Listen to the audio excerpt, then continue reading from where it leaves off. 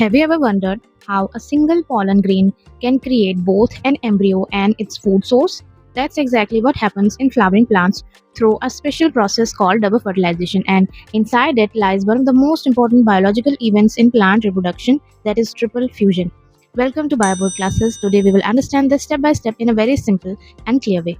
Before we go into triple fusion, let's quickly understand where it happens. Flowering plants have two main reproductive parts: the stamen, which is the male part, the pistil or carpel, which is the female part. Inside the female part, there is a structure called the ovule, and inside the ovule lies the embryo sac where fertilization actually takes place.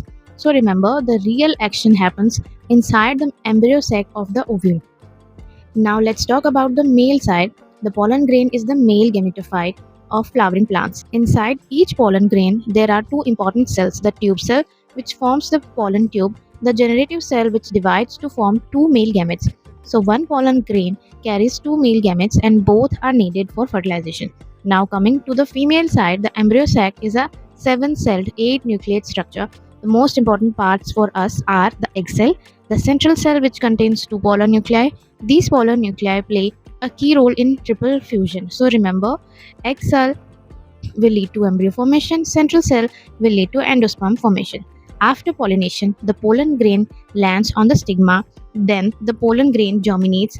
A pollen tube grows through the style. It reaches the ovule through the micropyle.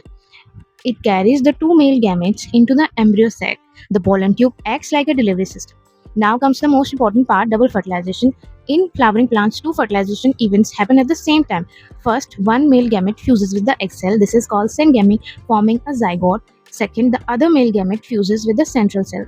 The second process is where triple fusion happens. Now let's understand triple fusion clearly. It is the fusion of one male gamete and two polar nuclei. These three nuclei fuse together to form a single structure called the primary endosperm nucleus. This is why it is called triple fusion, because three nuclei are involved in the fusion process. This is a unique feature of flowering plants and is not found in other plant groups. After triple fusion, the primary endosperm nucleus develops into the endosperm. The endosperm is a special tissue that provides nutrition to the developing embryo.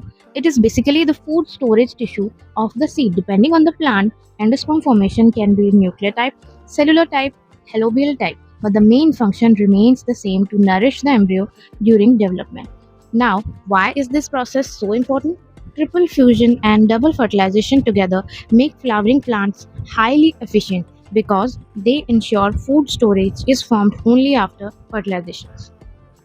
They support proper embryo development. They increase survival chances of the seed. They are unique to angiosperm. So this is one of the key evolutionary advantages of flowering plants. Let's quickly summarize. Pollen grain delivers two male gametes. One gamete forms the zygote through syngamy. The other gamete fuses with two polar nuclei. This forms the primary endosperm nucleus. This process is called triple fusion. It leads to endosperm formation, which nourishes the embryo. So, in simple terms, one fertilization forms the baby plant, the other forms its food supply.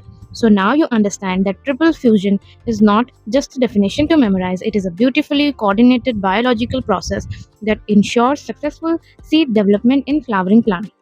In the next video, we will talk about types of endosperm development and seed formation, and that builds directly on what we have learned today. Thank you for watching. See you in the next video.